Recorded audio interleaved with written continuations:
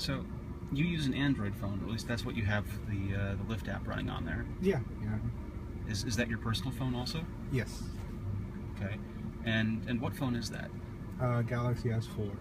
Okay. And what made you choose a Galaxy S4 when you were choosing? It was a combination of the screen size, the specs, the multitasking capabilities. I prefer Android over the Apple iOS, not because it's any less effective, just because Android is an open source operating system, whereas iOS is closed loop, and I just have a personal preference for open source software. I grew up kind of being a techie, and went to school for computer science and business administration, and I just couldn't conceive of either a phone or a computer or anything for that matter where they just say, okay, we'll buy it and use it the way that we tell you to. That's just inconceivable to me. So that might have been a longer answer than you were hoping for, but that's fine. So because you know about open source and believe in its principles, I have to ask, have you flashed that phone? Are you using Cyanogen or AOSP or any of the alternative firmwares on that? On this particular phone, because of the fact that I'm using it for business purposes, for Lyft and everything like that, this one is stock, but I have other phones at home that do have Cyanogen mod on it. Cyanogen mod is actually pretty much the most stable custom ROM out there, and they've pretty much become as legitimate as you possibly can for that sort of thing. And it's interesting because the administration has recently, well, in the past several months, said that you as a consumer have the right to, basically have an open version of the phone and customize it however you wish, and it's not an illegal thing to do that. So I think a lot of the carriers are kind of still wrapping their heads around that concept. It's no longer a DMCA violation to change your phone. Exactly. So for someone like me, that's a godsend, because I was going to do it anyway. So it's nice to be able to be above board now. Nice. Would that have prevented you in years past? No. I mean, I maybe I'm not a lawyer by any stretch of the imagination, but if I bought the device, it's my device now. Right. So obviously I can't go in changing the system settings, or Sprint or AT&T or Verizon won't be able to tell it's me, and I won't get service. But barring those internal files, the rest of it is mine. So that's just kind of my little opinion on that. What are the top 5 applications that you use?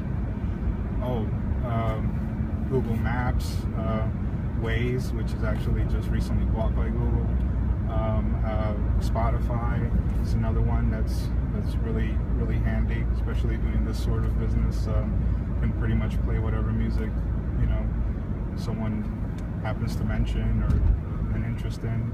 I'd say the other one that I use, Flipboard, is pretty good for different magazine or news sources that you can kind of flip through and customize. Let me see. The other one would be like some of the email, like Gmail and for work, Outlook, that sort of thing. Yeah, but I mean, it's basically communication and entertainment services, that sort of thing. I do have some stuff that I use that's kind of just for myself, like XDA developers. They have a pretty good app that you can kind of stay up to date with what's going on in the industry, and as far as what ROMs are better than others, and what's going on with the carriers, what files they're including or not including or giving access to with the updates. That's something that's kind of like a little inside baseball, so to speak. Sure. But it's kind of nice to be able to keep up with that. So you browse XDA forums on yeah, there's a premium app that I have that I can actually use on the phone, and then of course from home as well. being on the go, it's nice to have the app. Sure. And what would you say is the one app that would surprise people to find on your phone? I just recently, well, in the past couple of weeks, I found this really great app for hiking and trails. It's got all the different, trails and information about parks and everything like that. And it's just fascinating. I don't do it as often as I'd like to, but it's kind of nice because I've lived here in Raleigh for over 5 years, and I just wasn't aware of all the resources that were in town, as far as just greenways and places to go and bike and hike and everything like that.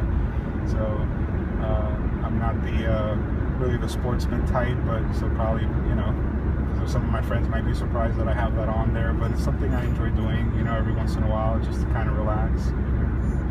And what is the one app that you would recommend to someone if they asked you to recommend an app to them? What's the one app I should have on my phone? Oh, I mean, definitely any sort of navigation app like Google Maps or Waze. Waze would probably be the one that I would recommend to people, just because it's not as well known, and it really has some nice features that, although they're owned by Google now, it hasn't been fully integrated into the Google Maps sphere, so to speak. It's kind of, it's real time, and it's a lot of the information is provided by other users.